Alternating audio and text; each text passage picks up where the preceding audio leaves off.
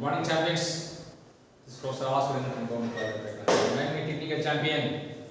Chandru, நீங்க என்ன சந்துரு வந்து ஒரு டெஸ்ட் வச்சாரு தெர்மல் இன்ஜினியரிங் ஒரு சப்ஜெக்ட்ல ஃபுல்லாக சைக்கிள்ஸில் வந்து வச்சுருக்காரு வச்சுட்டு அப்புறம் வந்து லேர்னிங் ஃப்ரம் மிஸ்டேக் பண்ணார். லேர்னிங் ஃப்ரம் மிஸ்டேக் பண்ணிட்டு started this recap session.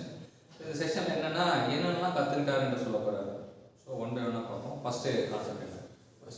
Stirling cycle consists of two constant volume process and two isothermal process. சூப்பரான கேள்வி. ஸ்டிர்லிங் அப்படின்னா ஃபர்ஸ்ட் வந்து நம்ம ஞாபகம் வச்சுக்கிட்டது இட்ஸ் ஐடியல் சைக்கிள் அப்படின்னு ஞாபகம் வச்சுக்கணும். ஸ்டிர்லிங் வந்து it is a ideal cycle அப்படின்னு ஞாபகம் வச்சுக்கணும். ஸோ நம்ம என்னன்னா ஐடியல் சைக்கிள்ன்றதுக்கு நம்ம ஸ்டிர்லிங்கில் 2 I இருக்குது. ஸோ ஐடியல் சைக்கிள் நம்ம ஞாபகம் வச்சுக்கலாம். அடுத்தது பார்த்தீங்கன்னா முக்கியமாக நம்ம ஞாபகம் வச்சுக்கிட்டு டிவி அப்படி ஞாபகம் வச்சுக்கணும். 2 டிவி எப்பவுமே வந்து சில வீட்டிலாம் பார்த்தீங்கன்னா 2 டிவி இருக்கும். ஒன்று வந்து அவங்க வாங்கின டிவியாக இருக்கும், இன்னொன்று வந்து கவர்மெண்ட்டில் கொடுத்த டிவியாக இருக்கும். டிவி ஸ்டிர்லிங் வந்து அந்த மாதிரி தான் டிவி அப்படின்னு சொன்னாங்க. இந்த டிவியில் இந்த 2 டிவியாக வச்சுக்கா ஸ்டிர்லிங் அதுக்கு எனக்கு சம்மந்தம் அப்படின்னு பார்த்தீங்கன்னா isothermal compression, constant volume heat addition, isothermal expansion, constant volume heat rejection. So இதான் வந்து கம்ப்ரெஷன் எக்ஸ்பான்ஷன் வந்து ஐசோதெர்மல் ப்ராசஸ் அப்படின்னு சொல்கிறாங்க. ஸோ டிவி ஸ்டிர்லிங் பற்றி நினைக்கும் போது நீங்கள் என்ன ஞாபகம் அப்படின்னா டிவி 2 டிவி ஞாபகம்.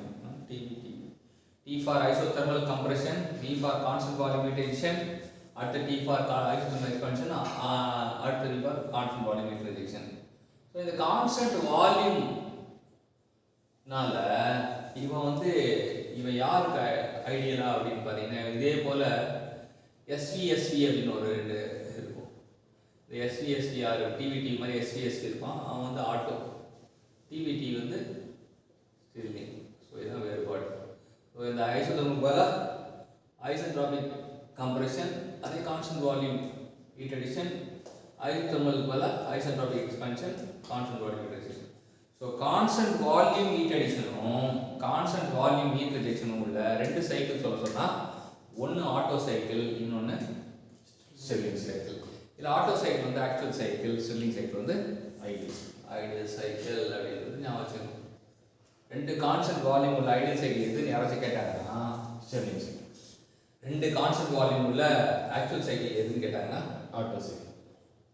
ஆட்டோ சைக்கிள் அப்படின்னு சொல்லணும். ஸோ இதான் இந்த ஒரு கேள்வி வச்சு இத்தனை தகவலை ஞாபகம் வச்சுக்கணும். அடுத்தது Air standard efficiency of Otto cycle 1 minus 1 by R power gamma minus 1.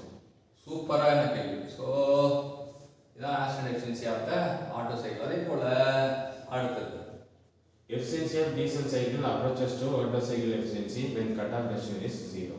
So efficiency of diesel equal to efficiency of auto எப்போ அப்படின்னா கட் ஆஃப் ரேஷியோ வந்து 0வாக இருந்தால், கட் ஆஃப் ரேஷியோ 0வாக இருந்தால் நம்ம ரெண்டும் ஆட்டோவும் டீசலும் 1, கட் ஆஃப் 0வாக இருந்தால்.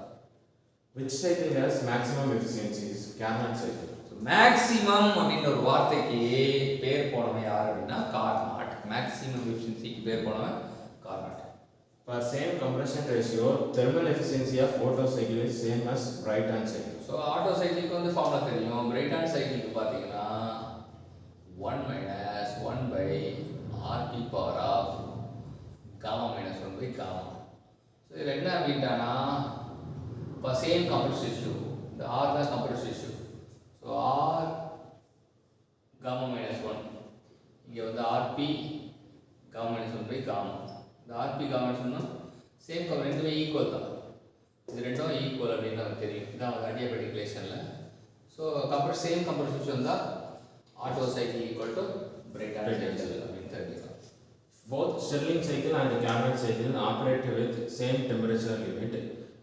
Stirling efficiency equals Carnot efficiency. எல்லாமே comparison தான், பகுத்தறிவு தான் வளர்க்குறாங்க. ஸ்டிர்லிங் எப்போ கார்னாட் ஈக்குவலாக இருக்கும், சேம் டெம்பரேச்சர்.